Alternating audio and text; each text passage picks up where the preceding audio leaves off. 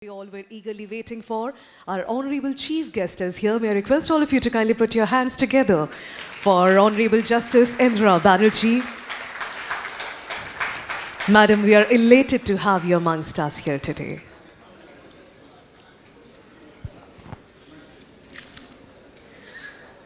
Now, requesting Advocate C.A. Tarun Kumar Gupta, President ACAE, to kindly accompany our Honorable Chief Guest of the evening, Honorable Justice Indra Banerjee, former Judge, Supreme Court of India. Ladies and gentlemen, please put your hands together.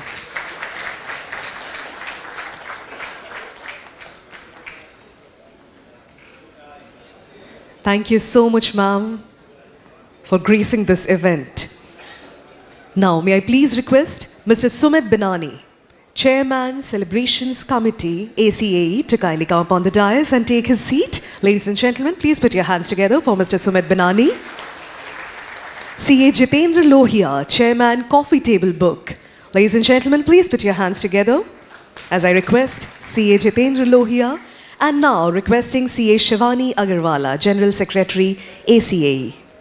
Please put your hands together for CA Shivani Agarwala. Ladies and gentlemen, tonight we are not just celebrating a milestone, we are celebrating a legacy of wisdom, a legacy of guidance, and a legacy of excellence that is being carried forward for 65 glorious years by this prestigious association. And as I have said earlier, 65 is not just a mere number, it's a saga of dedication, of your hard work, of your selfless service, and of shaping the corporate landscape of the nation. So without any further ado, I, Chainika Devnath, take proud privilege in welcoming all the torch bearers of guidance, all the torch bearers of ethics and trust to this grand celebration, to the Sapphire Jubilee Celebration of ACAE. Ladies and gentlemen, please put your hands together for yourselves first. And now, may I please request all of you to kindly rise up for the national anthem. And post-national anthem, we will also be playing our ACAE theme song. Jana Gana मन अधिनायक जय हे भारत भाग्य विधाता पंजाब सिंध गुजरात मराठा द्राविड़ उत्कल बंगा विंध्य हिमाचल यमुना गंगा उच्चल जलधि तरंगा तव शुभ नामे जागे तव शुभ आशीष मागे गाहे तव जय गाथा जन गण मंगलदायक जय हे भारत भाग्य विधाता जय हे जय हे जय हे जय जय जय जय हे Bharat Mata Ki. Now requesting for the ACAE theme song.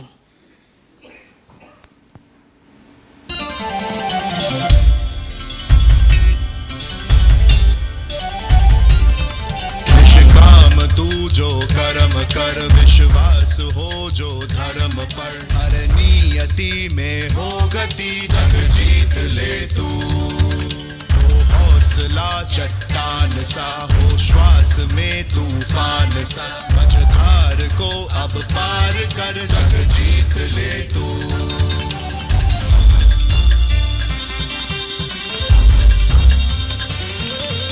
विश्व में उद्घोष कर अब हर हृदय में जोश भर पहचान तू जो लक्ष्य है जीवन तेरा उत्कर्ष है जग जीत ले तू सत्यनिष्ठ तेरी डगर हो रोशनी हर राह पर अब बस यही पैगाम दे सृष्टि नए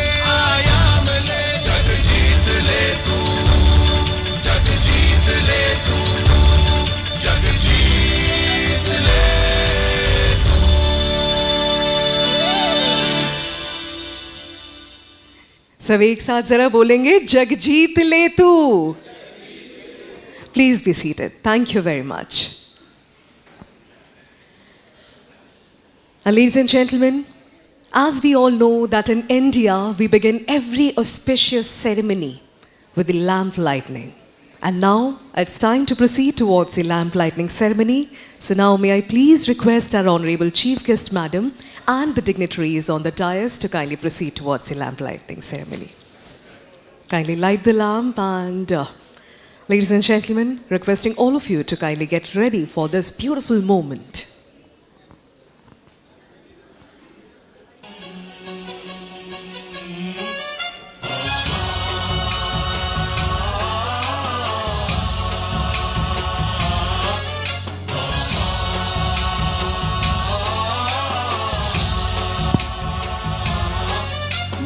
गणनायकाय गणदैवताय गणाध्यक्षाय धीमहि गुणशरीराय गुणमण्डिताय गुणेशानाय धीमहि गुणातीताय गुणाधीशाय गुणप्रविष्टाय धीमहि एकदन्ताय वक्रतुण्डाय गौरीतनयाय धीमहि गजेशानाय भालचन्द्राय श्रीगणेशाय धीमहि एकदन्ताय वक्रतुण्डाय गौरीतनयाय धीमहि गजेशानाय भालचन्द्राय श्रीगणेशाय धीमहि.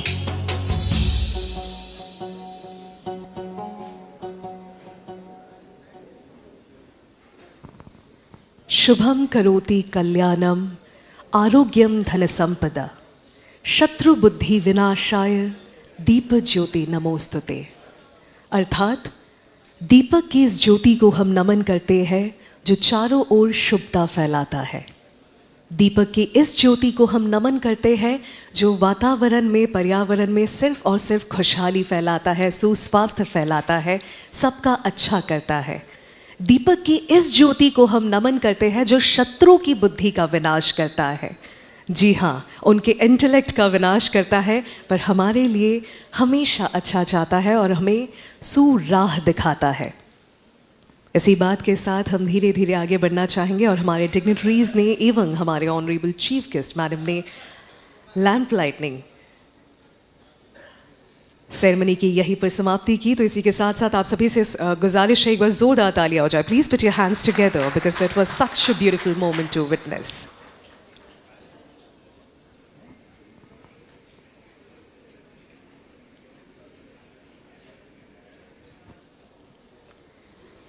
And ladies and gentlemen, we have a lot of interesting things planned up for the night. A lot of different segments are about to come up in the event. Moving forward, our honorable chief guest needs no introduction, but it's my privilege to introduce her at least once this night. Ladies and gentlemen, she has done her schooling from Loreto House, Calcutta. Madam did her graduation in History Honours from Presidency College and then also did LLB from Calcutta University, and in the year 1985, Ma'am was enrolled as an advocate. Honorable Justice Indira Banerjee practiced both in the original and appellate sides of the Calcutta High Court with appearances in the Supreme Court, other courts and tribunals. She was elevated as a permanent judge of Calcutta High Court in the year 2002. Honorable Justice Banerjee was appointed the judge of the Delhi High Court in the year 2016 and was sworn in as Chief Justice of Madras High Court in 2017. And Ma'am was elevated as the judge of Honorable Supreme Court in August 2018. And she retired in September 2022. And her birthday is also in September. That's 24th of September. So ladies and gentlemen, now we would like to felicitate Madam. And for the felicitation, may I please request Advocate C.A. Tarun Kumar Gupta, sir, our Honorable President, ACAE, to kindly step forward. And sir will be welcoming Ma'am with a flower bouquet.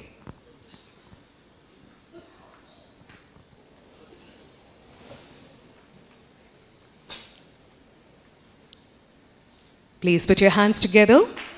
And next up, an Uttaryo will be presented by CA Shivani Agarwala, General Secretary, ACAE.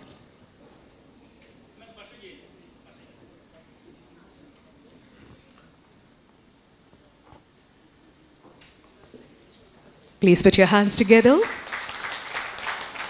And as it's our Sapphire Jubilee Celebration 65 years, so a beautiful mug which has the imprintment of the Sapphire Jubilee Celebration 65 years, to be presented by CA Jitendra Lohia, Chairman, Coffee Table Book.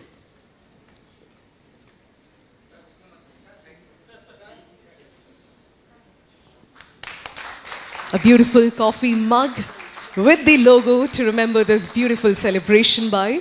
And now, a memento to be presented by Mr. Sumit Binani, Chairman, Celebrations Committee, ACAE.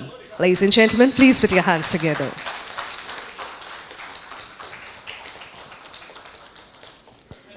Thank you very much. Requesting our honorable dignitaries and our honorable chief guest to kindly be seated.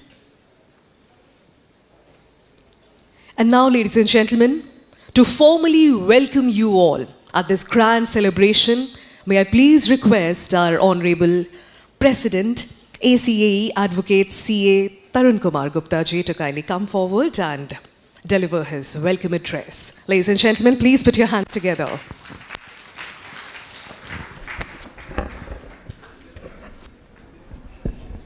Yeah, it's okay. Yeah. Thank you.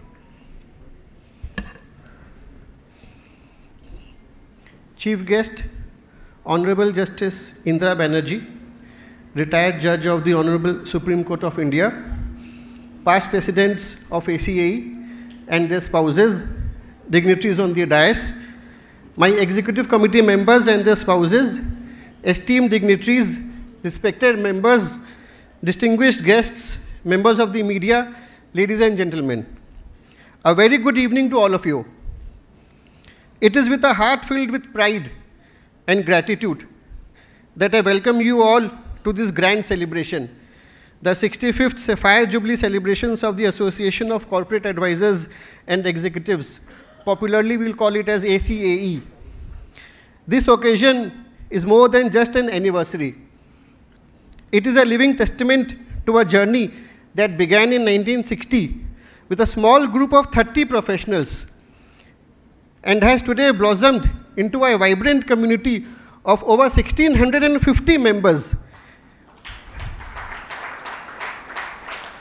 each contributing to the legacy and impact of ACAE.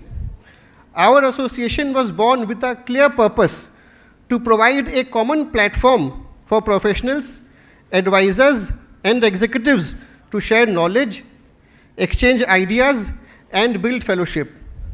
Over 6.5 decades, ACAE has grown into an institution that is trusted, respected, and looked up to by the fellow professional fraternity, the business community, and even the policy makers of this great country. Our journey has been guided by our eternal motto, work is worship.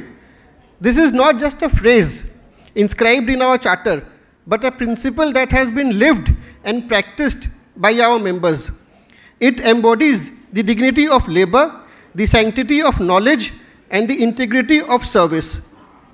Over the years, ACAE has truly become a temple of knowledge, where learning is revered, ideas are exchanged with devotion, and wisdom is shared selflessly, a sacred space that continues to inspire generations of professionals.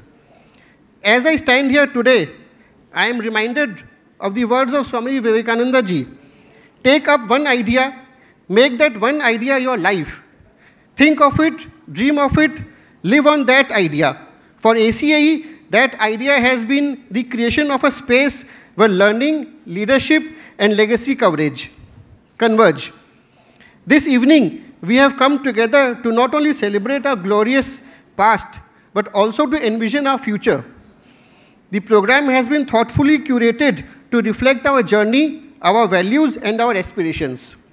The highlights of the evening will be the keynote address by our chief guest, Honorable Justice Indira Banerjee, on the theme Law, Justice, Ethics and Accountability, the cornerstones of a vibrant democracy.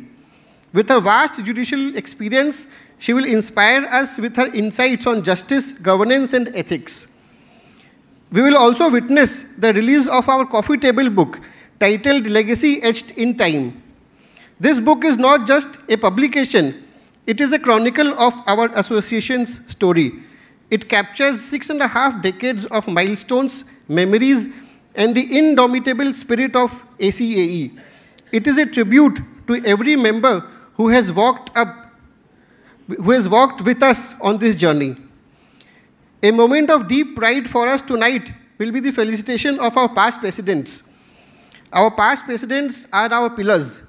These stalwarts have carried the torch of leadership on which ACAE stands today, brick by brick.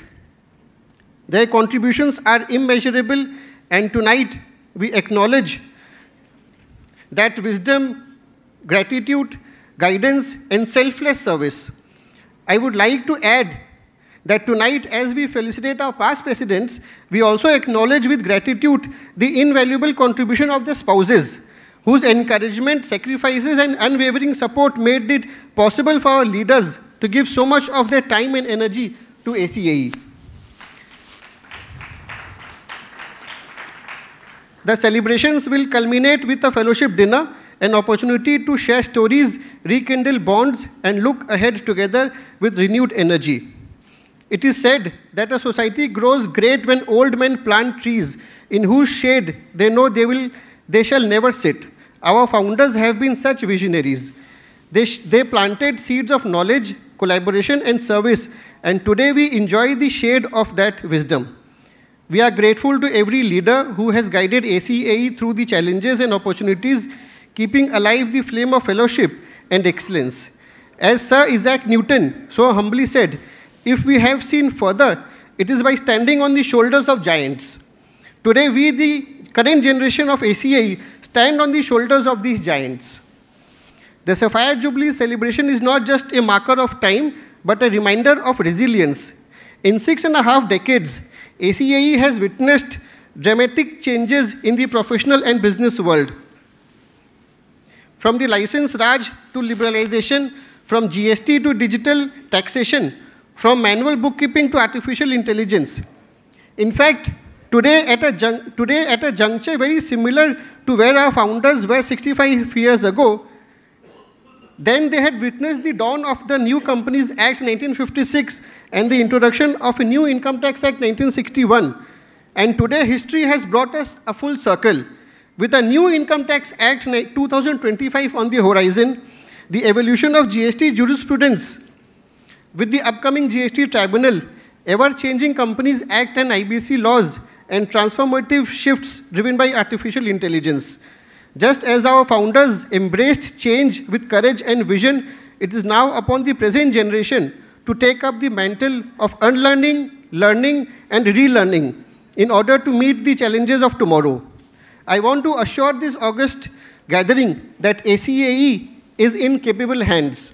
We are ready not only to adapt to these changes, but to lead the way by mentoring the younger generation and preparing our members to thrive in this dynamic era. Through it all, ACAE has remained relevant because we have remained committed to learning, adapting, and sharing. Our annual conferences, our study circle seminars, certificate courses, memorial lectures, and our conclaves on taxation, finance, wealth, etc. all have ensured that ACAE is not just a witness to change, but a participant in shaping it. Friends, while tonight we celebrate our past, we must also look boldly into the future. ACAE is not just an association with a glorious history, it is an institution with a powerful future. We have already drawn up a roadmap for tomorrow, strengthening member engagement, empowering young professionals, promoting gender inclusion, practical courses for skilling and reskilling of the members, fostering original research, expanding collaborations, and representing the voice of professionals in the government and regulators. In short, we want to ensure that ACAE is not only relevant for the present, but also prepared for the future. For as Mahatma Gandhi ji had said, The future depends on what you are today, what you do today. On this Sapphire Jubilee, let us celebrate the bond of fellowship that unites us, the achievements that inspires us, and the vision that guides us. Let us carry forward our motto, work is worship, not merely as words, but as a philosophy of life. Let us work with sincerity, serve with humility, and rise with integrity. As I conclude, I am reminded of the words of Dr. APJ Kalam. Dream, dream, dream. Dreams transform into thoughts, and thoughts result into action. Let us dream big for ACAE, transform these dreams into actions, and write the next glorious chapter of our story. With these thoughts, I once again extend a warm welcome to each one of you. May this evening be memorable, may our fellowship grow stronger, and may ACAE continue to shine for decades to come. Thank you so much. Thank you very much, sir. And now, after the President's speech, may I have the honor of requesting the Chairman of Celebrations Committee, Mr. Sumit Binani, so requesting you to kindly share a few words on the 65-year celebration. Thank you. Respected Chief Guest, Her Lordship Indra Banerjee, former Judge of Supreme Court of India. As per Wikipedia, Honorable Ladyship is also holding the privilege of being the 8th female to be elevated as the Judge of the Supreme Court of India. Welcome, ma'am, to ACAE. On the dais, the President of ACAE CA, Advocate Tarun Gupta. Tarun has been wonderfully carrying forward the legacy of ACAE. And during this term, all of us know that he has worked with an additional thrust on the rise of the association. We also have CA Jitendra Lohia, who's also the former president of ACAE. And under his able leadership, today we will be unveiling the coffee table book of ACAE, which I'm sure that all of you would cherish for times to come. We also have the presence of General Secretary C.S. Shivani Shah. And your ladyship, she's not just the General Secretary, but she holds the envious epithet of being 5 times world champion in kettlebell sports. 6 times, sorry. I stand correct, 6 times. And many more to come. 65 years, a journey so grand, built with vision by many a hand. From humble halls to heights untold, a legacy of wisdom stronger than gold. Together we have learned, together we have grown, a spirit of fellowship ACAE has shown. Today we gather in joy and pride with 65 years of history by our side. Let us have a thunderous applause while we celebrate this momentous occasion in the history of ACAE. And with the permission of ladyship, we will also have 3 cheers on this momentous occasion. So hip hip, hooray! Hip hip, hooray! And the third one should be the loudest, hip hip. Hooray! Thank you. Thank you very much. It is indeed my proud privilege to welcome you all this evening once again as we gather to celebrate the truly historic milestone as we complete 65 glorious years of our association, the existence of ACAE. Your ladyship, when the ACAE was formed, back in 1960, India was still scripting its early chapters as a free nation. Barely 13 years after independence, ma'am, our economy and corporate sector were still evolving. And the government has legislated 2 landmark laws. One is the Companies Act 1956, followed by Income Tax Act 1961. These legislations, ladies and gentlemen, brought immense complexity, constant changes, and a pressing need for clarity and dialogue. It was in this backdrop our association was born. It is not merely an association, but it was born as an interactive medium for professionals and executives to decode laws, to discuss challenges, share knowledge, and represent collective views before the government. Over the decades, ACAE became much more than a forum for discussion. In the first decade of existence, ma'am, within 7 years of our formation, you would be pleased to note that one of our founder presidents was eloquent in raising his voice for abolishment of the managing agency system, which was prevalent at that point in time. And thus, ACAE became the mouthpiece of the professionals and corporate executives across the nation. Such is the power of our legacy. And that is why I say that ACAE is nothing but gold. Ma'am, association's courage, vision, influence in shaping policy discourse at the highest levels of the government has also been decoded and recorded in our history books. But beyond these institutional achievements lie the human stories, Your Ladyship, that make ACAE's journey truly remarkable. Your Ladyship would be pleased to note that in the early years, resources were limited. It was the former presidents and founders of ACAE who would go the extra mile. Some even allowed a portion of their own offices to be used for the association's activities. There were times when programs ran into deficits, and those very presidents and founder members would fund the shortfall from their own pockets, and sometimes, Your Ladyship, even lent money to the association to cover the expenses of our activities. The spirit of sacrifice and service laid the foundation of what ACAE stands for today. And then there was creativity.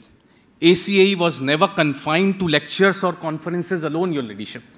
Our members enacted and participated, in fact they have also written and scripted plays woven around technical subject. Imagine a drama on taxation. Imagine a drama on company law. Imagine a drama titled Income Tax Raid, Company Law Tribunal. Debate, exchange of ideas, all these efforts made ACAE programs not only intellectually stimulating, ma'am, but also culturally enriching, creating a legacy that was both serious and joyous. The quality of these programs and the passion behind drew the presence of nation's topmost dignitaries to our platform. Union ministers, governors, members of the judiciary, political leaders, and all of you would be pleased to note that even the then Deputy Prime Minister of India, Shri Morarji Desai, also attended and graced ACAE's gatherings, lending them prestige and recognition. Thank you. As we look back, it is inspiring to note that what began as a small forum of visionaries, 30 members in 1960, has now evolved into a vibrant community, nearly 1,650 members, spanning professionals, executives, industrialists, and thought leaders. 65 years, friends, is not just a celebration of numbers. It is a celebration of legacy, resilience, and relevance. It is the story of how each generation of ACAE members, with commitment and foresight, added their brick to this edifice of excellence. Tonight, we shall release our legacy through a picturesque coffee table book capturing ACAE's rich journey. Let us remember that the legacy is not only to be cherished, it is also to be carried forward. The challenges of today may be different: digital transformation, globalization, sustainability, and governance. But the spirit of ACAE remains the same: to ignite knowledge, promote fellowship, shape the future through meaningful exchange of ideas. On behalf of the Celebrations Committee, I thank each one of you from the core of our heart to make this occasion special. Let us celebrate the past with pride, the present with gratitude, and the future with hope and determination. The past is our foundation, the present our celebration, and the future our inspiration. That is what 65 years of ACAE means. Thank you, and I wish you all a delightful evening ahead. Thank you very much, sir. And now, ladies and gentlemen, as it's our Sapphire Jubilee celebration, so celebration is called for a cake, and now it's time for the cake cutting ceremony. May I request the management to kindly bring the cake on the dais, and Ladies and gentlemen, get ready for the lovely cake cutting ceremony because we are about to celebrate this moment. We are about to celebrate this momentous day with this cake cutting ceremony.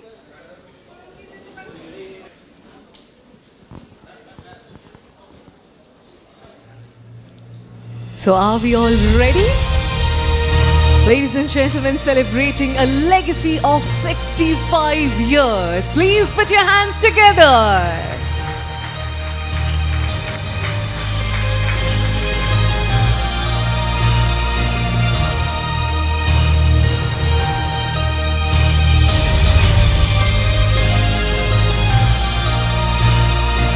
ACAE celebrates its 65th birthday with all of you.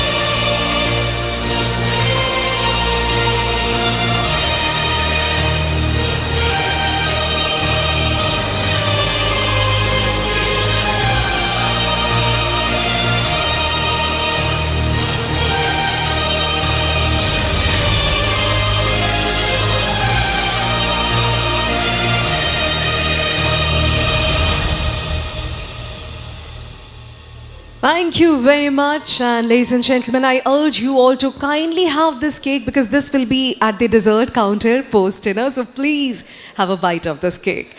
And now, moving forward, just like few minutes back, our chairman of celebration committee, Mr. Binani, said that we are about to launch a picturesque coffee table book.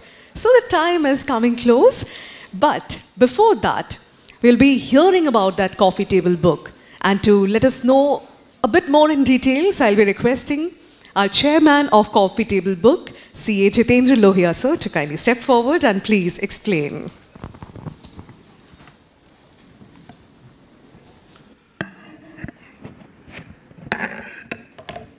Thank you. Can we have the AV, please? So, a very warm greetings to our chief guest, Honorable Mrs. Justice Indira Banerjee, former Judge, Supreme Court of India, past presidents, members and guests. I express my humility and pride in presenting the legacy etched in time. It's the name of our coffee table book, which is being released on 65th anniversary of ACAE today. Founded in 1960 by 30 visionaries with the motto, work is worship. ACAE evolution across milestone, Silver Jubilee in the year 1985, Golden Jubilee in the year 2010, Diamond Jubilee 2020, and now the 65th year. We have grown from the small rented space with our own office in 1999 when a resolution was taken to the present Lions Range expansion. The making of Coffee Table Book, friends, it was a journey in itself. The idea was conceived 2 years back and executed with 3 to 4 months of intense effort, with special mention of our former president, Sumit Binani, and our president, Tarun Kumar Gupta, for being very much intricately involved in the preparation of the ACAE Coffee Table Book. My gratitude to the Coffee Table Book Board, CA Anup Kumar Loharuka, Ayush Jain, Manish Raj Bhandaria, Priyank Singhi, Priyansi Agarwal, Rasmi Chaucharia, Renu Modi, Rohit Prasad, Siddhant Jajodia, and the Times of India editorial and design team for their valuable partnership. Rehan Baks, Aditi Guha, Irene, Praveer, Ishita, and other TOI team. They immensely helped us in putting this wonderful coffee table book before you.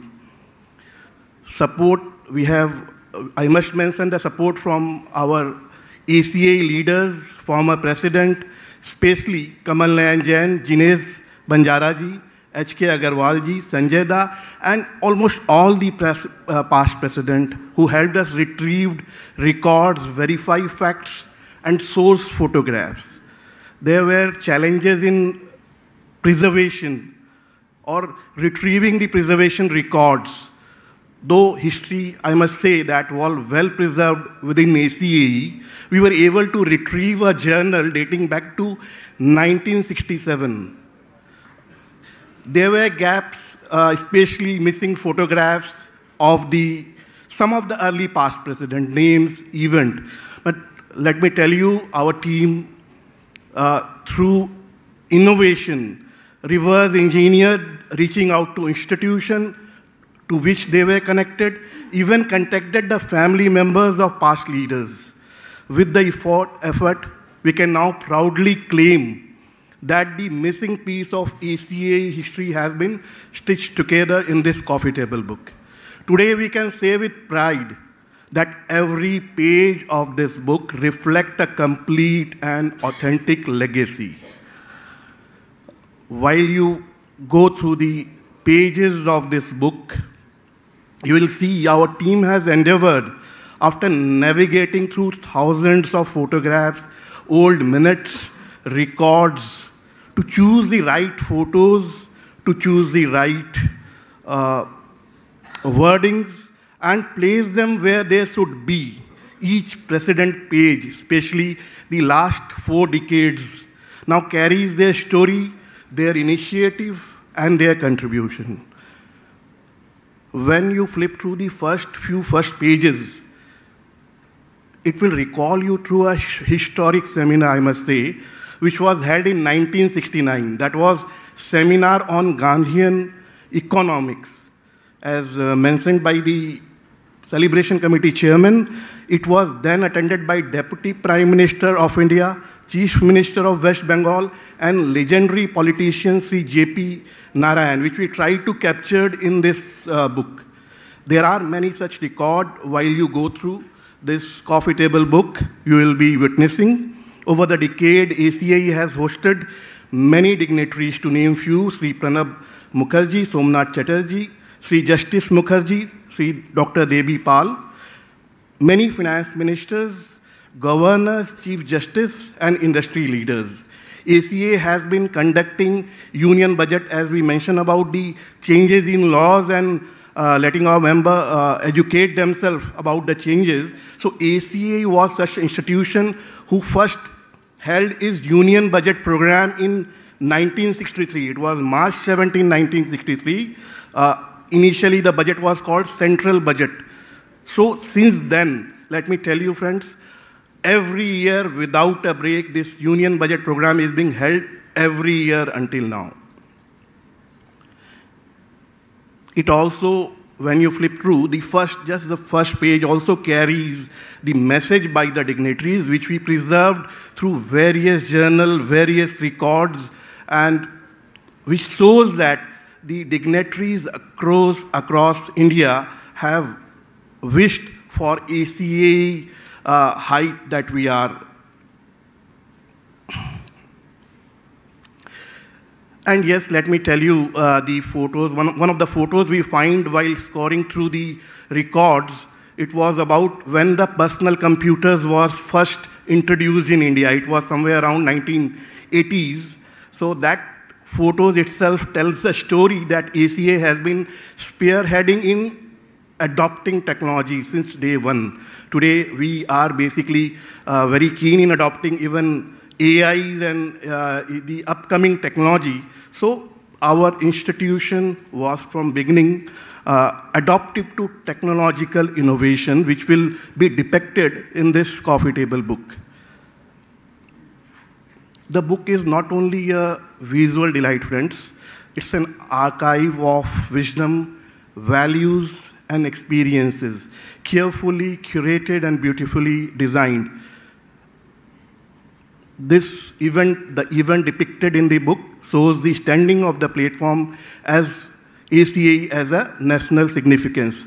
The spirit of ACAE at the last blend of professional excellence with cultural bonding. We do a lot of programs, cultural programs also, along with the conferences, debate, residential tour, even the sports program and get-togethers. So it has kept ACAE as a community, not just as an institution, but as a family of fellowship, learning, and service. Our name has evolved, so as our logo over the years, but our motto, work is worship, remains the guiding principle of ACAE through the entire history of 65 years. Friends, I'd like to close that this coffee table book is a celebration of past and inspiration for the future. It's a collective achievement of members, mentors, past president, contributor, and well-wishers. May I invite all to cherish this legacy and carry ACAE forward with unity, values, and vision. Thank you so much for giving me this opportunity. Thank you.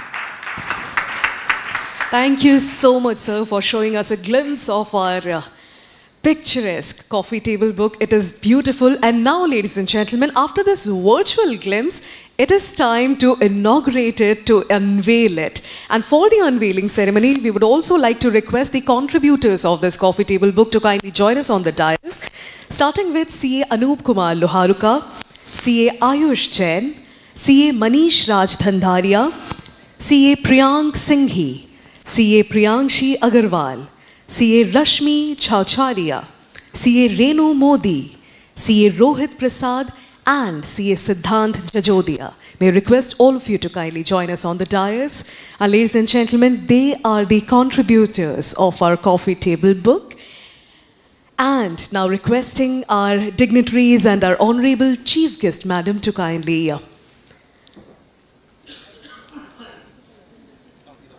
be a part of this unveiling ceremony. And ladies and gentlemen, this is the moment. Are we all ready for the unveiling of the coffee table book?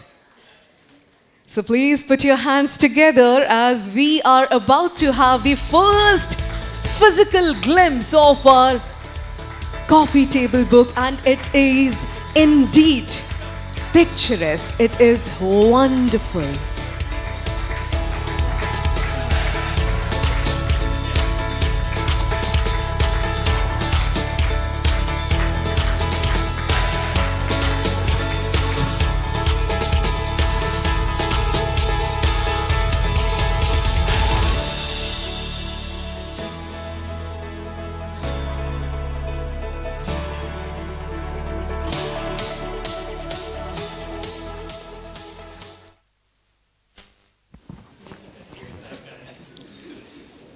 What a wonderful moment.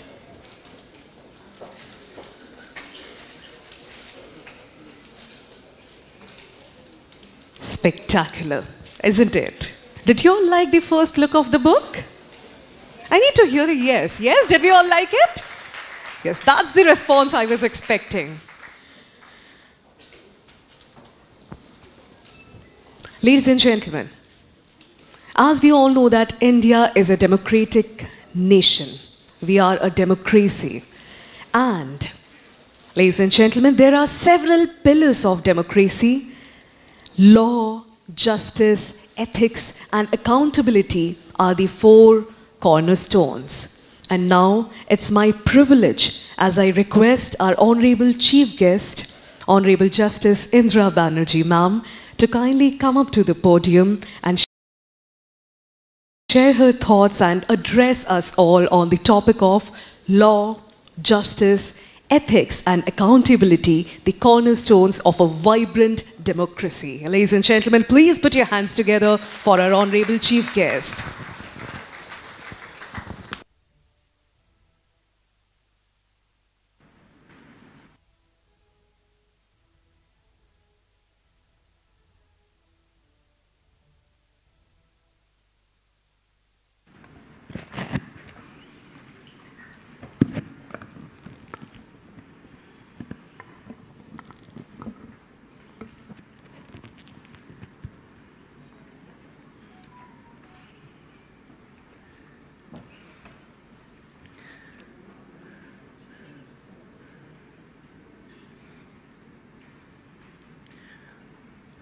Mr. Tarun Gupta, President of the Association of Corporate Advisors and Executives, Chairman of the Celebration Committee, Mr. Sumit Binani, Chairman of the Coffee Table Book, Mr. Jitendra Lohia, and the General Secretary of the Association of Corporate Advisors and Executives, Ms. Shivani Agarwala, distinguished persons present here today, all the members, ladies and gentlemen. It is a privilege for me to be here on this important occasion when the Association of Corporate Advisors and Executives celebrates its Sapphire Jubilee, celebrates 65 years of its glorious existence. It is only about 3 years younger than I am, almost my own age. I thank all of you for giving me the opportunity to be here. The contribution of this association to the growth of the economy of this country can hardly be emphasized.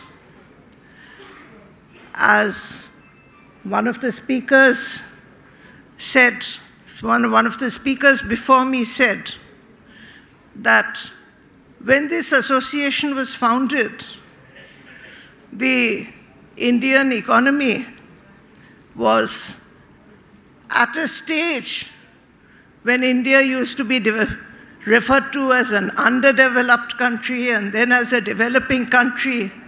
And today, we are talking about India as a very strong economic power.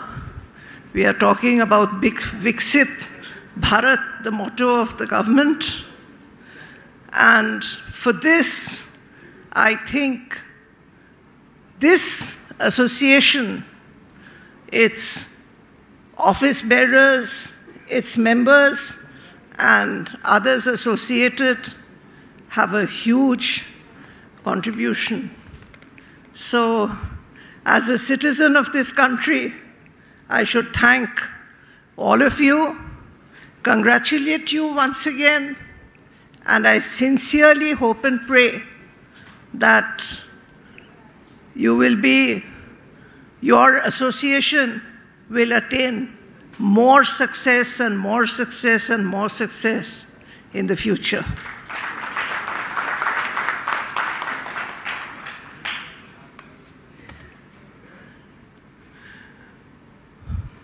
When I was told that I would have to speak today and that I should give a topic of what I would like to speak on, I asked, what am I expected to speak on? The topics, some of the topics which were suggested were: 1, justice, governance, and professional ethics, shaping India's next 25 years. Another suggested topic was law, ethics, and accountability, the cornerstones of a vibrant democracy. The third one was the judiciary and the rule of law in a changing India. The fourth one was role of judiciary in strengthening trust in institutions. Fifth was professionalism with purpose, holding integrity in law, business, and society. Sixth, justice with compassion, balancing law, equity, and human dignity. The seventh suggested topic was women, justice, and the Constitution, rising beyond barriers. And the last suggested topic was from the courtroom to the nation, how judgments shape governance and society.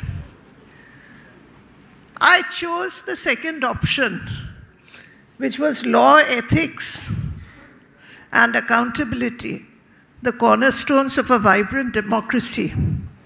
But with a slight amendment, I also added justice because of a slight difference between law and justice, which maybe I would explain a little later.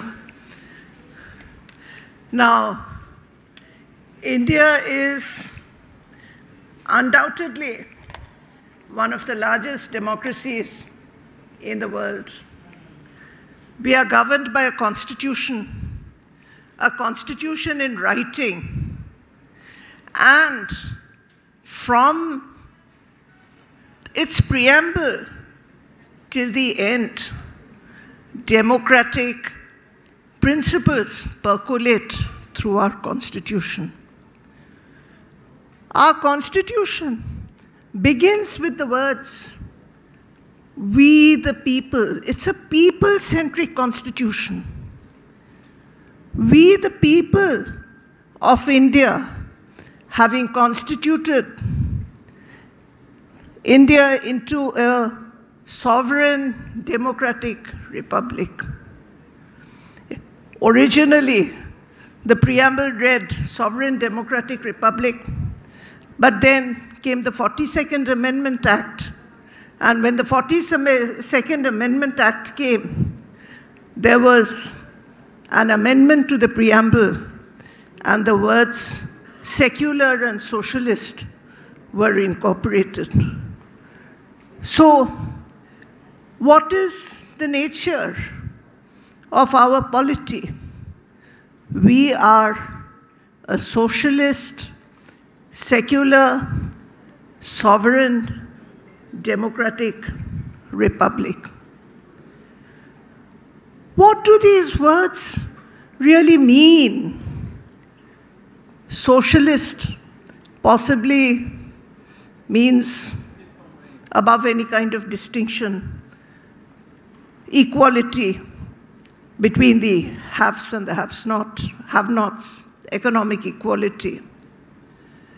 Secular has its own meaning of equal respect for all religions. Sovereign, we are an independent country. Our parliament has absolute power to make laws. They do not need the laws to be ratified by any outside power. Our functions, our institutions function independently, but are limited by the Constitution itself, by powers which are conferred by the Constitution, by limitations which are imposed by the Constitution. We undoubtedly have a vibrant Constitution, an idealistic Constitution, which reflects what was in the mind of those who fought for Indian freedom and for whom we are a free country today. Acting through a constituent assembly, the people of India gave to themselves a constitution which promises to secure to all its citizens. The word all is extremely important. Secure to all its citizens justice, social, economic, and political, liberty of thought, expression, belief, faith, and worship, equality of status and of opportunity, and to promote amongst all fraternity, assuring the dignity of the individual and the unity and integrity of the nation.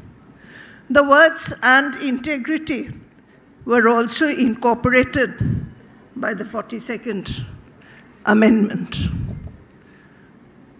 A very idealistic constitution. Social justice. I chose this topic because all the other topics which had been suggested to me are covered by this particular topic. And I specially wanted to avoid the topic pertaining to, justice to women, because I think the time has come when women are treated as complete equals in every respect. And we have a very, very capable and competent woman here on the dais. And there are others I can see in the audience. We have women who are doing very well in business, women who are doing well in law. It is unfortunate that exactly 52 years after our constitution came into force, after India became a republic, I became only the 6th woman to be elevated to the bench of the Calcutta High Court. There were 5 women before me. The first 2 were Justice Padma Khastagir and Justice Manjula Bose, followed soon afterwards by 2 others, Justice Pratibha Banerjee and Justice Jyotirmoy Nag, followed by Justice Ruma Pal, who was a very capable judge, who was my predecessor in office, also in the Supreme Court, and incidentally, the better half of the renowned constitutional lawyer, Mr. Samaraditya Pal, Mr. S. Pal, who in whose chamber, incidentally, I devilled.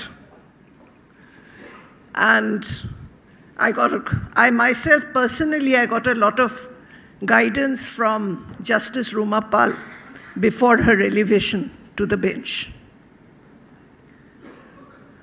Then it was mentioned that I happened to be the 8th woman to be appointed to the Supreme Court of India. Before that, I would point out, I happened to be the 2nd woman to be appointed Chief Justice of Madras High Court. Don't clap, please don't clap. It's a shame. What I'm trying to emphasize on is that 52 years after India became a republic, I was the only the 6th woman. And 60 7 years after India became a republic, I was the second Chief Justice in the 165-year-old history of Madras High Court.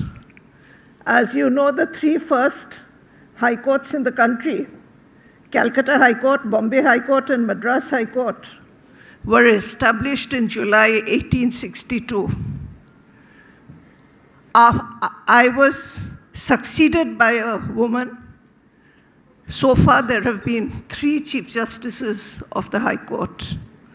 Now, coming to the Supreme Court, I was appointed a judge of the Supreme Court 68 years after India became a republic.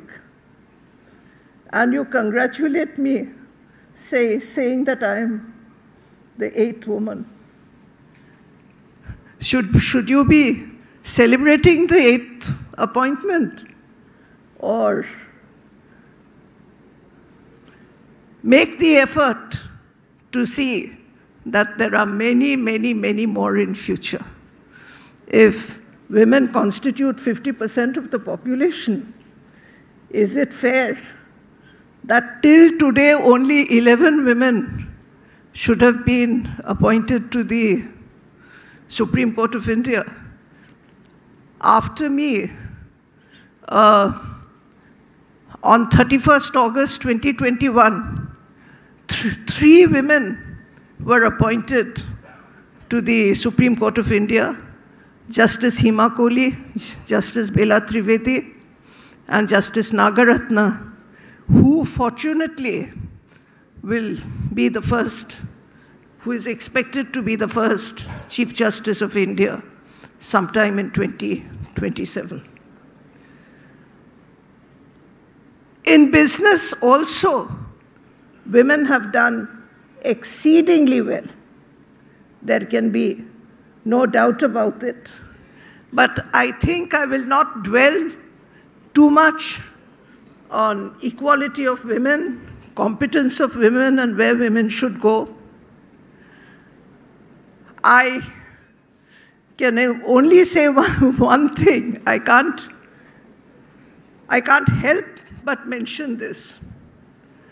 I don't think I was elevated to the Supreme Court because I was a woman, because I fulfilled all the criteria for appointment as a judge: the income criteria, the number of reported decisions, the number of cases that were required to be handled. Before I was elevated to the Supreme Court, I was the Chief Justice of one of the largest high courts in the country for almost a year and a half. And when I was appointed to the Supreme Court, I was the senior most non-Bombay judge in the country, the 4th in all India seniority, and there were 7 vacancies in the Supreme Court. So I don't think I got any special privilege by virtue of being a woman. It so happened that I was a woman. Anyway, now enough. I think I've dwelt too much on a topic which I deliberately avoided to speak on. But I just went on. Now coming to our great Constitution, and then of course today's topic of law, justice, ethics, and accountability, the cornerstones of a vibrant democracy. I'll just remind you of a comment made by the chairman of the drafting committee of our Constitution, Dr. Babasaheb Ambedkar.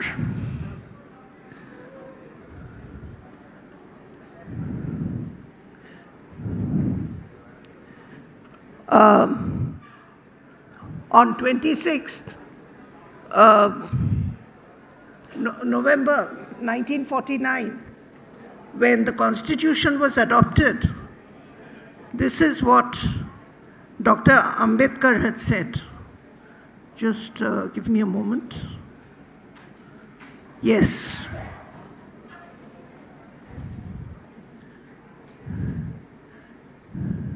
However good a constitution may be, he said, it is sure to turn out bad because those who are called to work it happen to be a bad lot.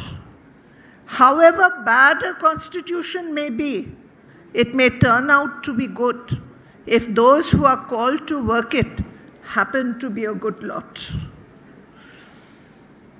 The working of a constitution does not depend wholly upon the nature of the constitution. So, the success of a constitution, how the democracy is going to work, how the democracy is going to function, depends on the people who are responsible for giving effect to the constitution. And this is where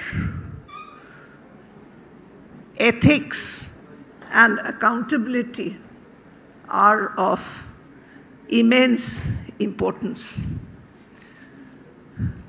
The preamble to the Constitution of India, which I just summarized, beautifully summarizes the aims and objects of the Constitution.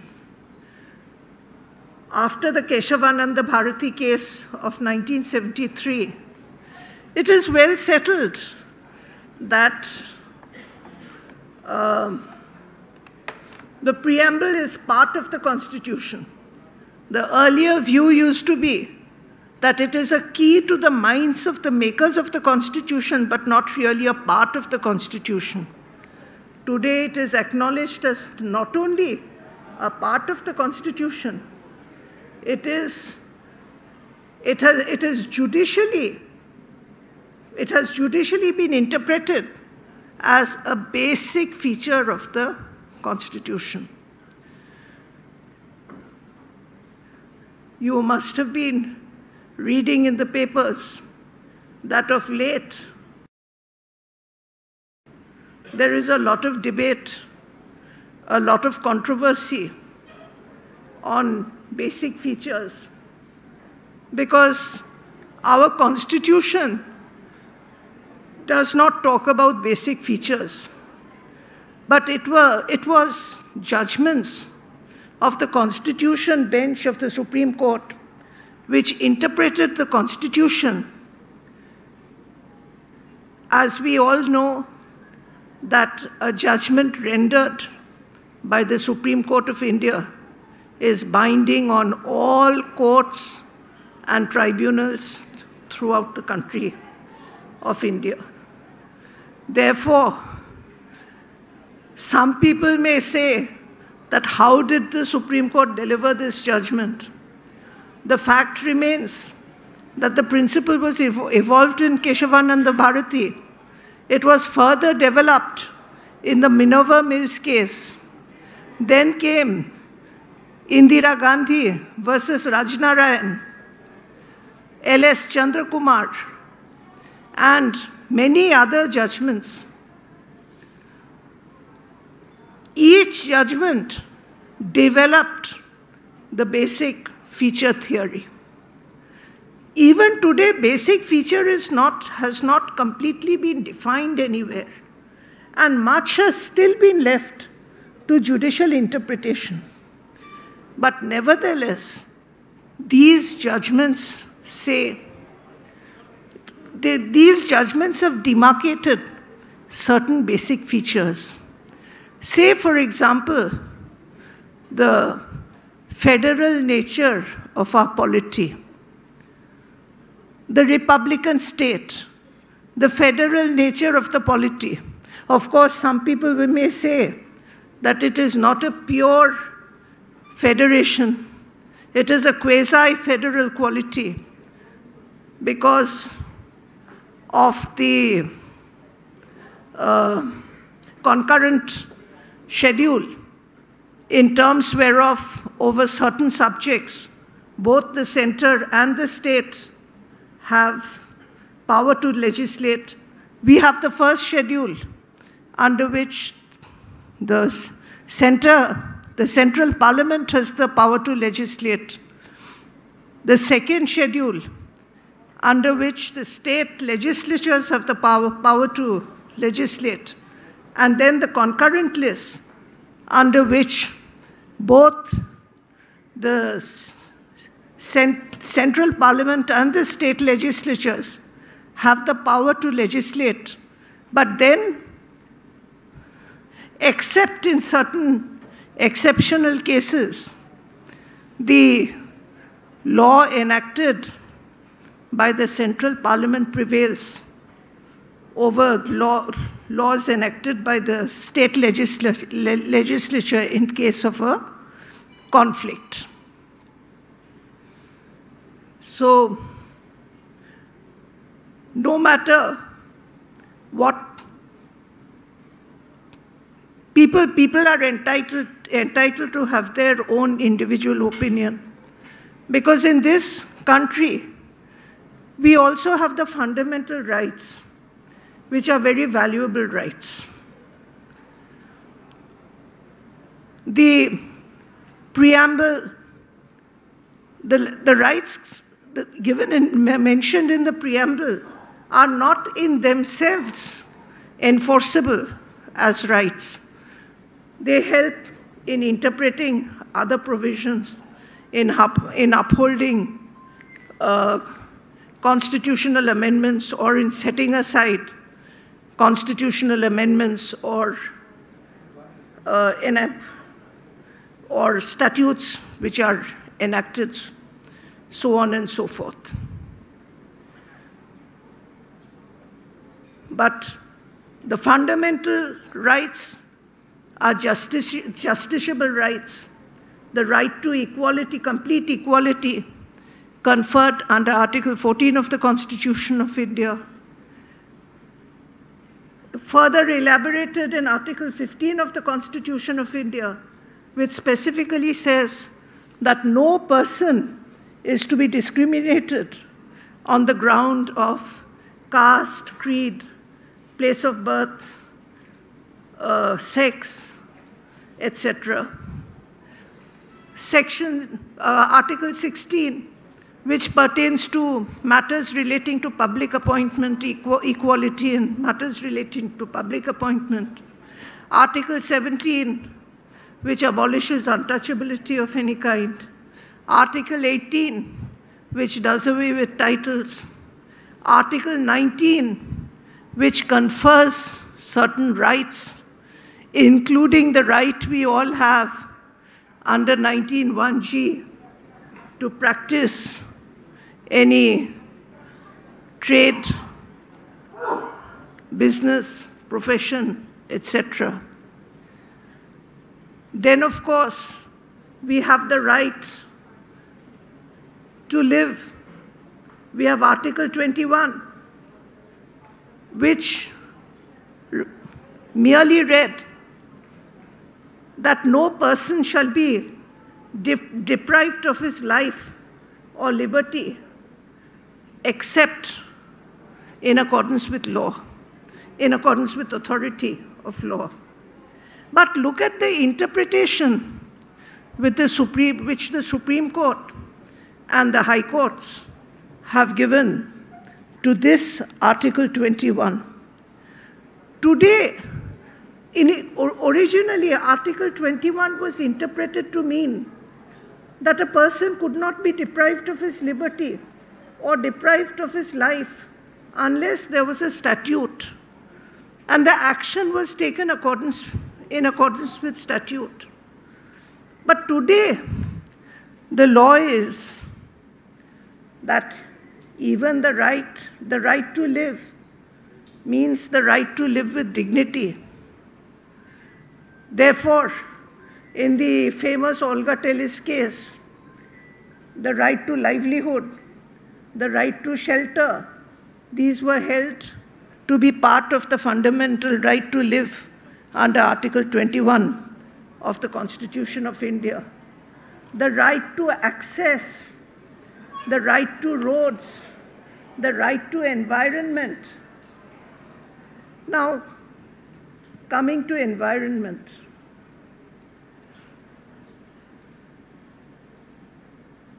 We have to ensure that any kind of development is sustainable development. We have to protect our environment. We all have our duty.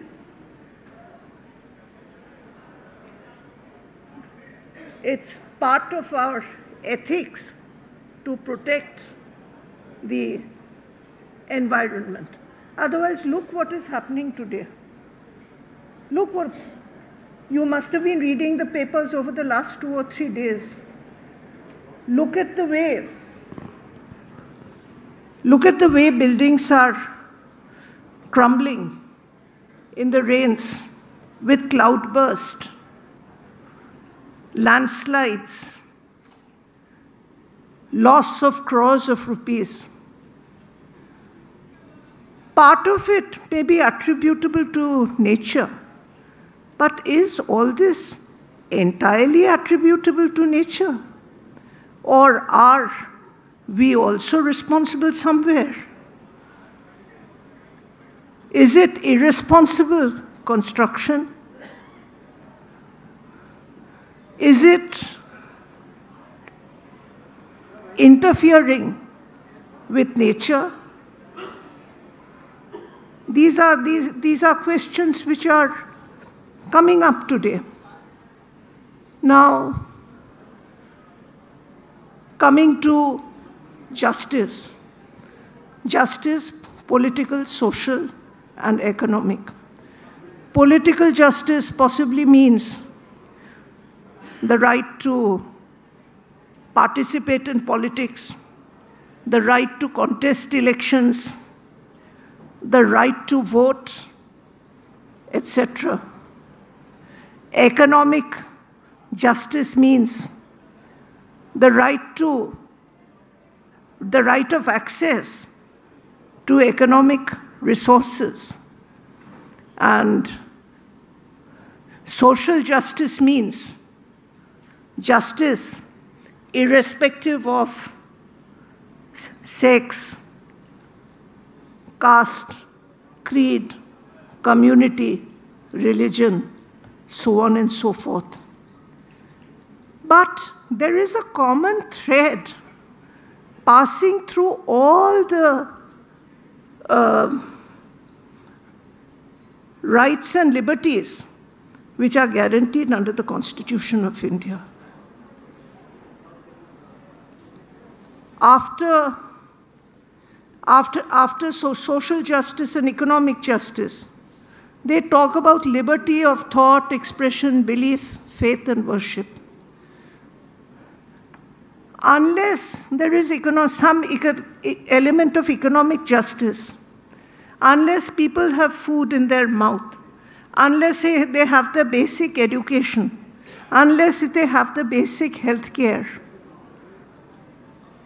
how can they effectively exercise their political rights or their social rights? How can they effectively get justice? Therefore, to ensure all these rights, the economic growth of the country is important. This growth has to be sustainable growth. Today we talk about corporate social responsibility, where all of you have been playing a very important role. When justice is breached, when any section is denied of justice, you have to give them access to justice. Who delivers justice? Who delivers justice? Is it the judiciary? Many of you will perhaps say that it is the judiciary. No. Judiciary is one of the limbs. You have the legislature, which enacts the law.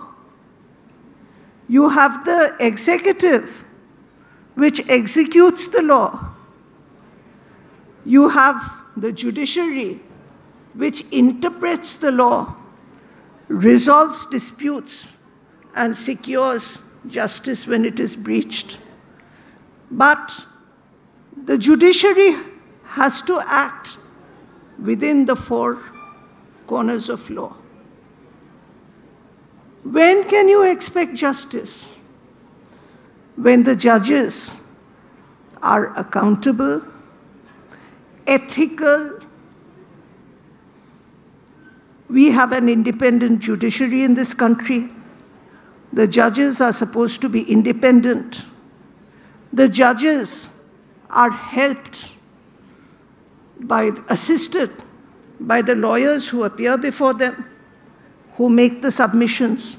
Talking about myself, I can say that some of the best judgments I have delivered in the course of my career is because of good arguments which came from senior counsel. And then behind the lawyers, you have the corporates, you have the corporate advisors, you have the litigants, you have the people at large. Now, the judges obviously have to be ethical and accountable. The court staff, they have to be ethical and accountable. The lawyers, they have to be ethical and accountable. Because who tries to influence court staff to get matters out of the list or to bring matters into the list? It is usually done by those who practice in the courts. So if you want a clean justice system, I introduce justice to law because of a very subtle difference between law and justice. Law is the set of rules, regulations, customs, judicial precedents, etc., which govern the behavior of the people. And justice is securing to a person what is rightfully due to that person. So,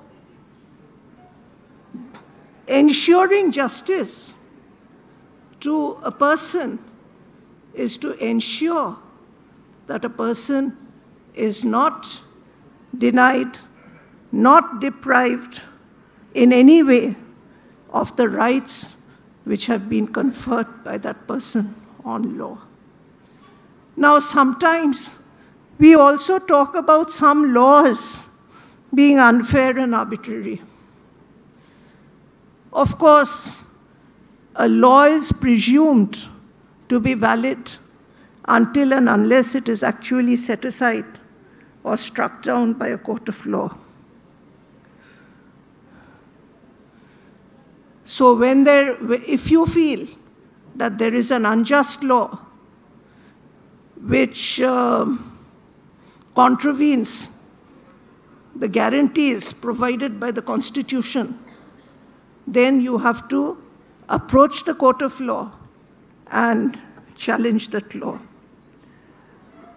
Now, when you go to a court, the judge who decides has to be completely fearless.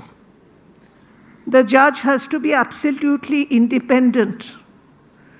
There are 3 or 4 important qualities of a judge, many of which begin with the alphabet I.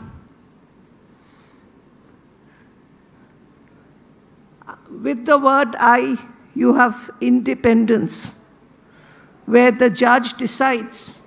The lawyers may help, but it is the judge who decides on his own. Then you have, with I, impartiality. A judge has to be completely impartial, has to treat all the parties equally, and then decide. The third is, in my opinion, the most basic quality. If that quality is not there, a judge does not deserve to be a judge. That is integrity. A word also beginning with I. And to that I would add a 4th word, beginning also with the alphabet I, which is industry, hard work, that a judge has to put in. Now, in doing this, the lawyers also have to work hard. They have to be fair to the court. They have to ensure that justice is done. Those who represent the government, those who represent the executive, the public prosecutors, they have to remember one thing that is in our country. Under the legal system, a person is presumed to be innocent unless proved guilty beyond all reasonable doubt. So even if a lawyer representing the state is instructed otherwise, particularly in criminal proceedings, he or she should ensure that no innocent person is punished for fault not attributable to that person. Similarly, the executive, they have to be accountable and ethical. I don't know, you may have read in the papers. I was reading of an incident where a lawyer has been assaulted by plainclothes policemen so badly that his pelvic bone has got fractured. Although I belong to the judicial system, for 16.5 years I was a lawyer before I became a judge and thereafter retired. I do not always support the lawyers for everything. Maybe he may have been in the wrong, he may have done something wrong, may have forcibly parked his car at the wrong place. But does any policeman in plain clothes have the right to assault any person, leave alone a lawyer, in such a way as to cause fracture of a pelvic bone so that he has to remain hospitalized? That is not the law. He has to take recourse to law. He could have lodged an FIR if the lawyer was in the wrong. Could have even arrested, but in accordance with law. But this was not done.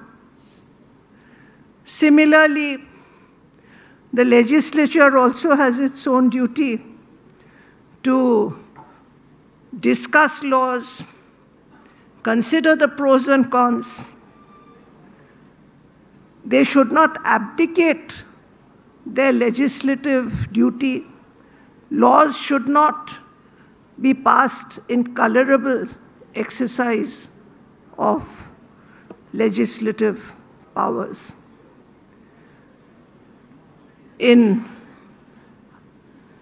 This is a country of diversity.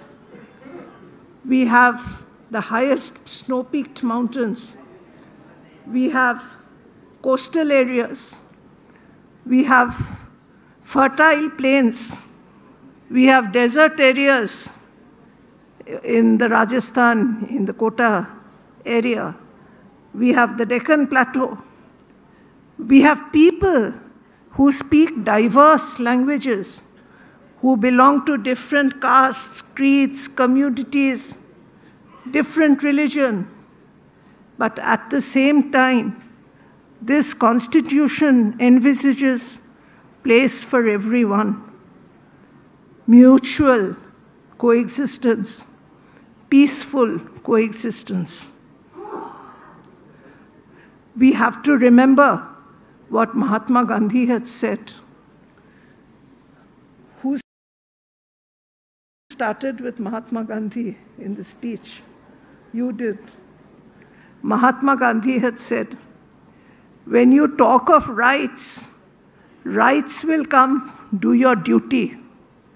When you do your duty, rights will follow.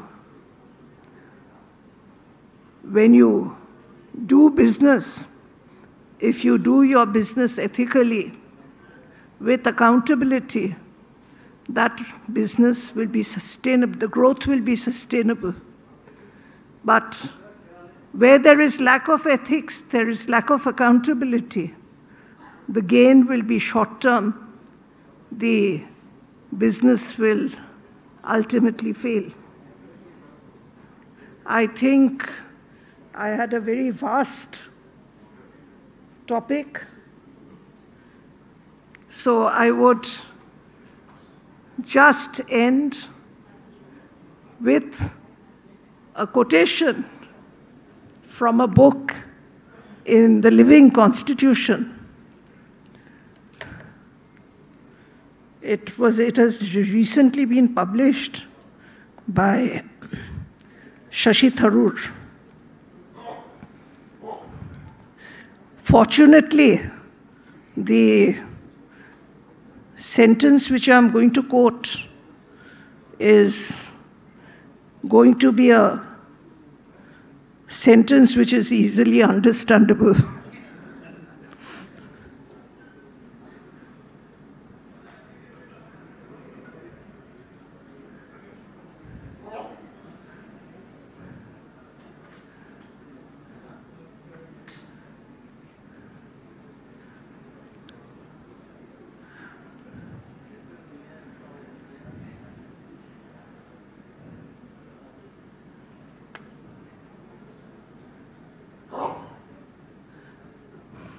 The very idea of India is therefore of one land, embracing many. It is the idea that a nation may accommodate, indeed celebrate, differences of caste, creed, color, culture, cuisine, conviction, costume, and custom, and still rally around a democratic consensus. And then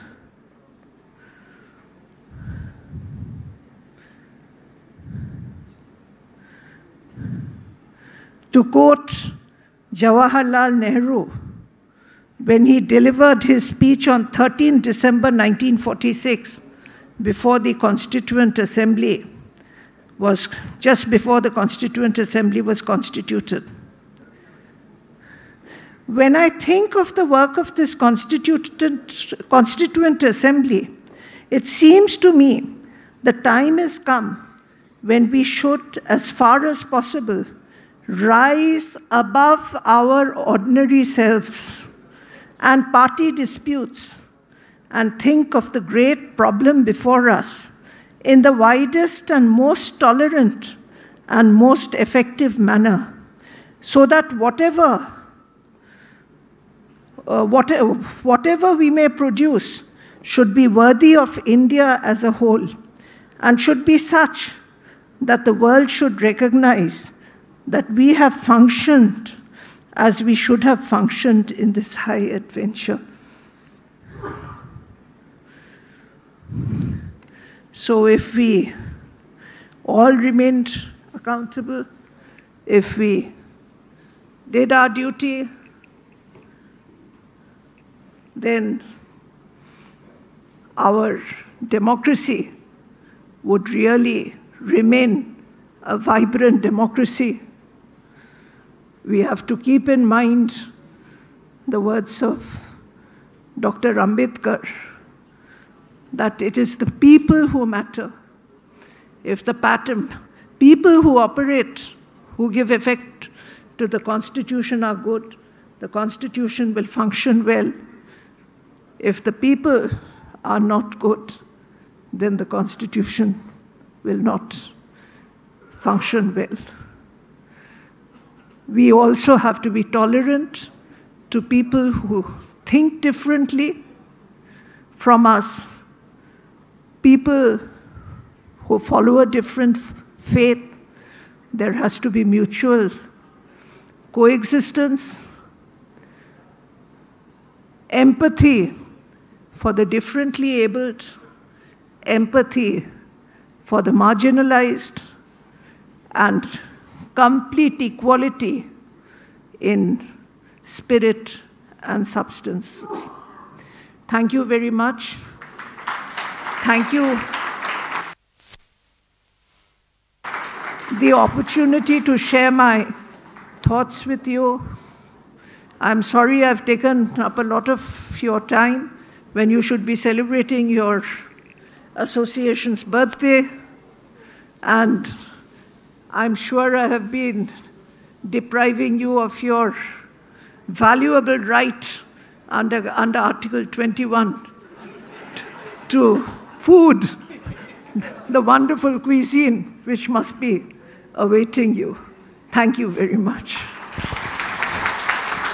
Thank you very much, madam.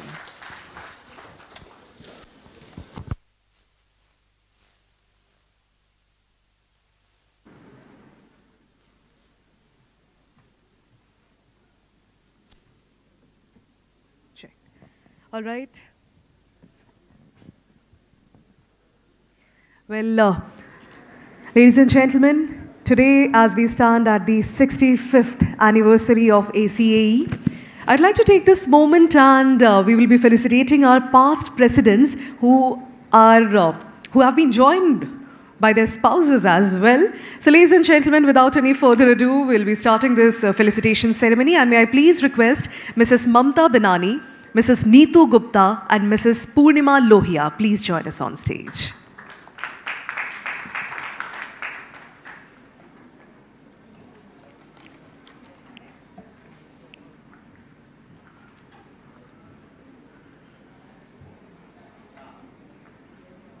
Requesting Mrs. Mamta Binani, Mrs. Neetu Gupta and Mrs. Purnima Lohia. Ladies and gentlemen, starting with Dr. C.A. Abhijit Sen. Our past president, he will be joined by his wife. He was president in 1983-84. Sir, requesting you to kindly come up on stage. Ladies and gentlemen, Dr. Sen had organized a 7-day seminar in Malaysia, which further strengthened ACAE's global connections and reputation.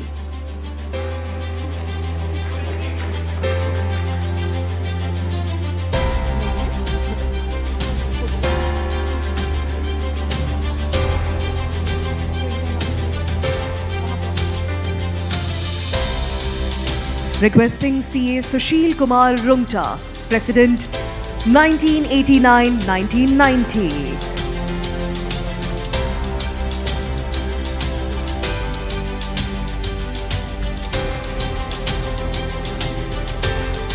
And Rungta ji and madam are on stage right now, ladies and gentlemen, requesting all of you to kindly put your hands together. Next up would be C.A. Ashish Kumar Roy and ma'am, Mr. and Mrs. Roy.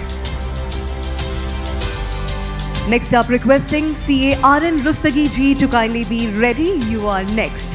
C.A. R.N. Rustagi, President 91-92.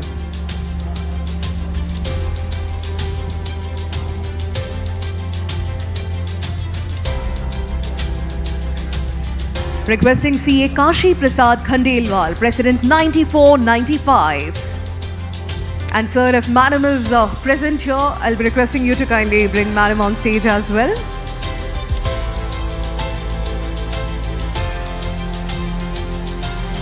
We have CA Kashi Prasad Khandelwal, President 1994-1995. Next up, requesting CA RN Rustagi, President 1991-92.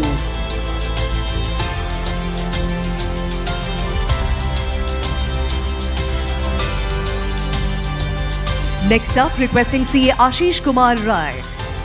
And sir, if Madam is present, please bring Madam on stage as well. President 1990-91. CA Ashish Kumar Rai.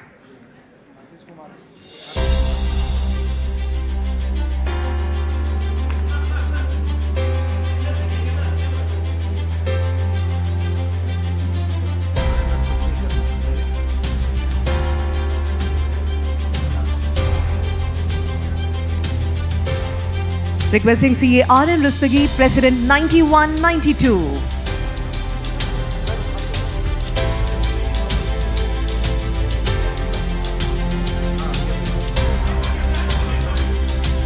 Next up, CA Shantanu Ghosh. CA Shantanu Ghosh, our President of the year 95-96.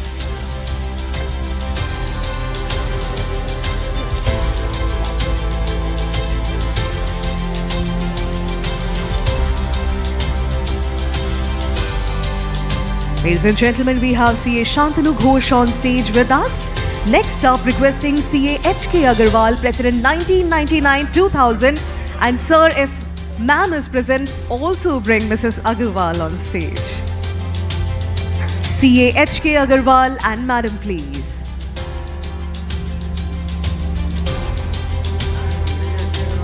Next up, CA Indu Chatrat.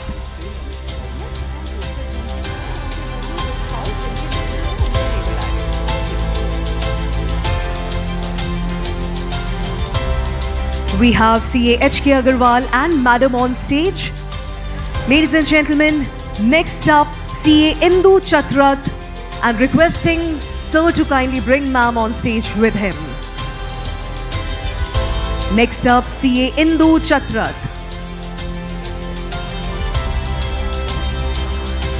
Sir and Madam are here. Sir was President in the year 2000 and 2001. Next up, requesting CA Sanjay Bhattacharya. CA Sanjay Bhattacharya. And sir, requesting you to kindly bring Mrs. Bhattacharya along with you.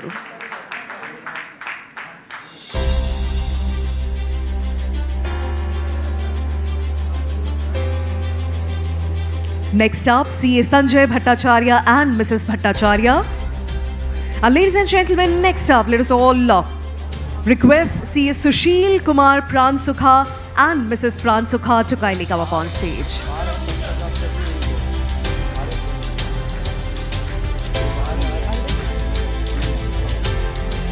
Next up, CA RS Jhawar and Mrs. Jhawar.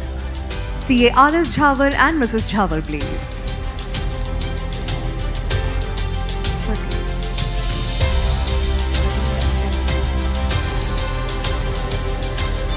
CA RS Jhawar and Mrs. Jhawar. Next up, requesting CA Santosh K. Rumta and Mrs. Rumta to kindly be ready. CA Santosh K. Rumta.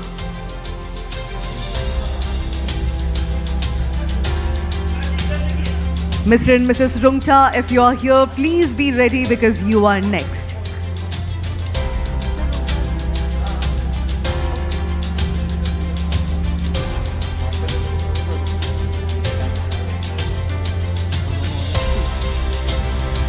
Requesting Mr. and Mrs. Rumta to kindly come up on stage. Requesting CA Pulak Kumar Shaha and Mrs. Shaha. Mr. Pulak Kumar Shaha and Mrs. Shaha, please get ready because you are next.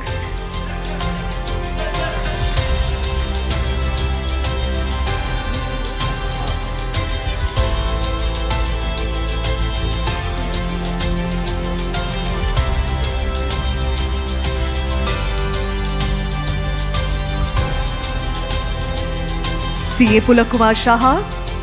And sir, if madam is here, we will be requesting madam to join us on stage, please. And next up, CS SM Gupta.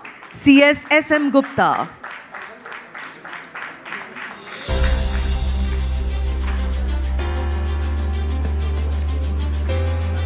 CA Rakesh Jain and Mrs. Jain.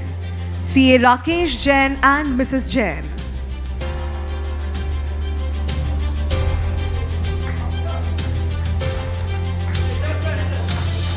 Next up, CA Anand Chopra and Mrs. Chopra. CA Anand Chopra and Mrs. Chopra.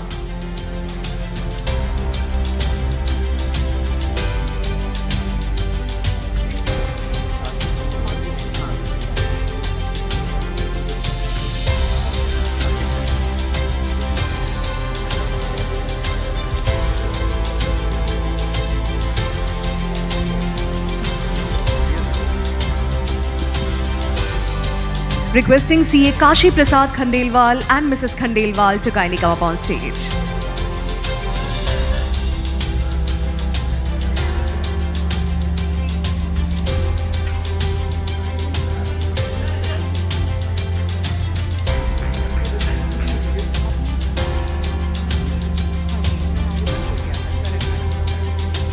Requesting CA Kashi Prasad Khandelwal and Mrs. Khandelwal to kindly come up on stage. Next up, I'll be requesting CA Swapan Kumar Bhattacharya and Mrs. Bhattacharya to kindly be ready.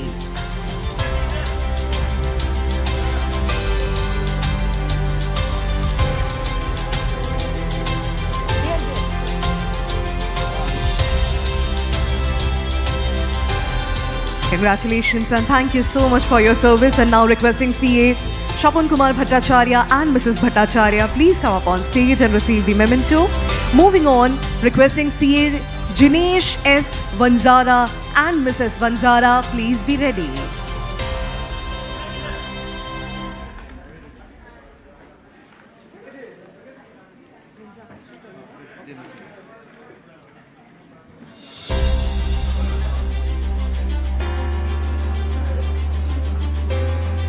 Now requesting CA Jinesh S. Vanzara and Mrs. Vanzara. And ladies and gentlemen, if possible, please put your hands together. I understand it's a bit hectic and we are fastening it up a bit, but these are the past precedents without whose contribution ACAE wouldn't be at this position today. Now, next up, CA Kamal Nayan Jain and Mrs. Jain. CA Kamal Nayan Jain and Mrs. Jain. Mr. and Mrs. Jain are on this dais right now. Next up would be CA Madhav Prasad Sureka and Mrs. Sureka.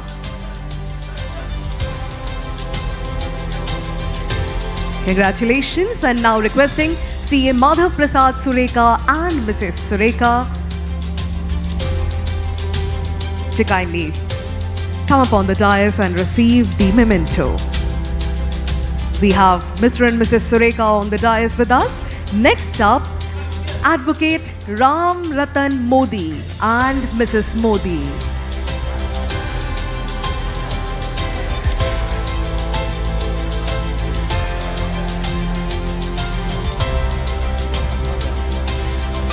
We have Advocate Ram Ratan Modi ji and Mrs. Modi on the dais with us right now. Next up would be CA Arun Kumar Agarwal and Mrs. Agarwal.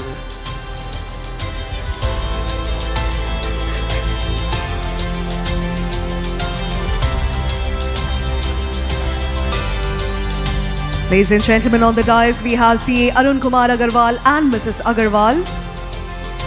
Next up, requesting CA Vasudev Agarwal and Madam to kindly be ready because you are next. Next year.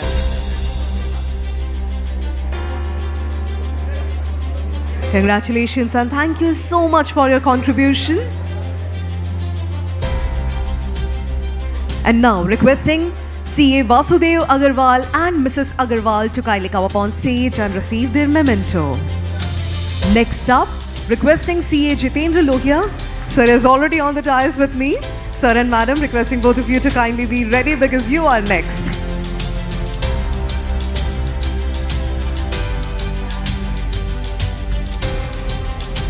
Thank you very much. Requesting Mr. and Mrs. Lohia to kindly step forward and receive the memento.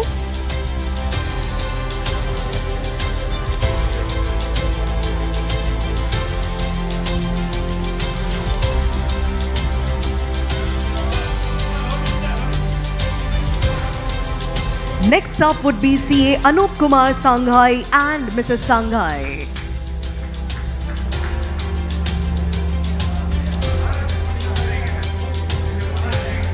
Congratulations. And now requesting CA Anup Kumar Sanghai and Mrs. Sanghai to kindly come up on stage. Next up requesting CA Vivek Agarwal and Mrs. Agarwal to kindly be ready. Mr. and Mrs. Agarwal, please be ready.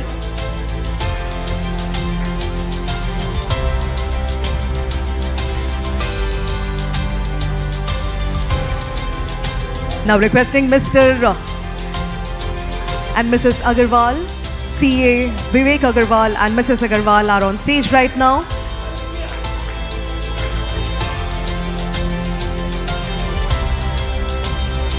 Congratulations. And thank you very much for your contribution. And now, ladies and gentlemen, requesting CA Pramod Dayal Rungta and Mrs. Rungta.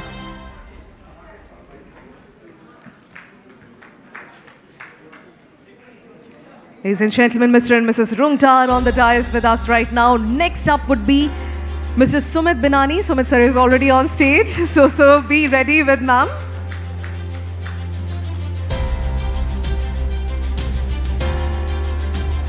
Thank you very much. And now requesting Mr. Sumit Binani and Mrs. Binani to kindly step forward.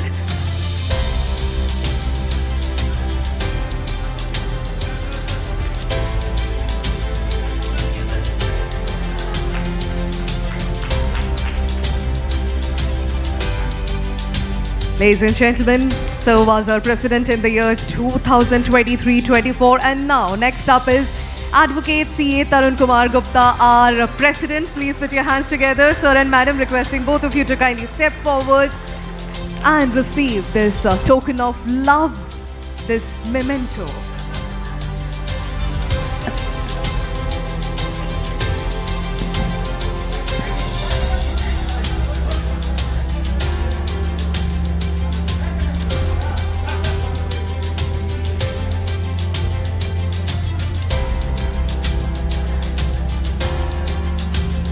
And now, ladies and gentlemen, please put your hands together for CA Shivani Agarwala, General Secretary.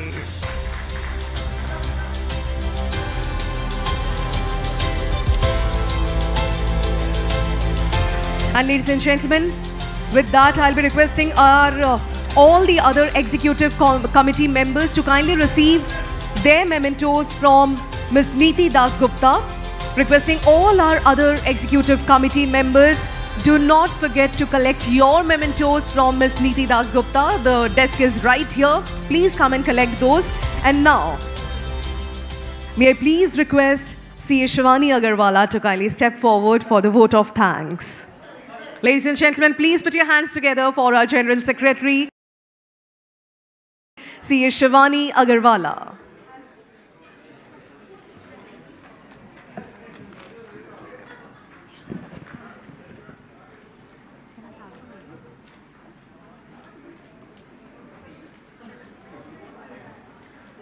Very good evening to all of you. I'm gloating with a lot of pride right now. As the General Secretary of ACAE, it gives me immense privilege and proud feeling to be extending a formal vote of thanks. From the bottom of my heart, on behalf of ACAE, ma'am, we would like to extend you a heartfelt token of gratitude for taking out time and being a part of the milestone event. For every leader that is on stage, Mr. Sumit Binani, Chairperson of the Celebration Committee, Tarun, our President, Jitendra Lohia sir, our past President, and also the Chairperson of the Coffee Table, you truly are the leaders we wish to be. Thank you so much for putting together such a wonderful event. memories of which will remain with us for a lifetime. For all the past president, the spouses, the family who joined us, thank you so much. It's your vision. I would just request some silence in the hall, please. Just another minute. We've had a great evening. There is some scrumptious food waiting for us, but no event would be complete if I don't propose a formal vote of thanks. Thank you so much to the past presidents, their families who joined us today. It's your vision that's made ACAE what it is and has given it its proud legacy. And to all the members and everyone who came in today, thank you so much for your support. Your support makes ACAE what it is. Thank you so much for bringing in so much of joy in ACAE and all the family members of ACAE. 3 cheers. Thank you so much. And now may I please invite all our past presidents and EC members to come and join on the dais for a quick group photograph. And after that, there is some scrumptious food that's waiting for all of us. Thank you and a very good evening ahead.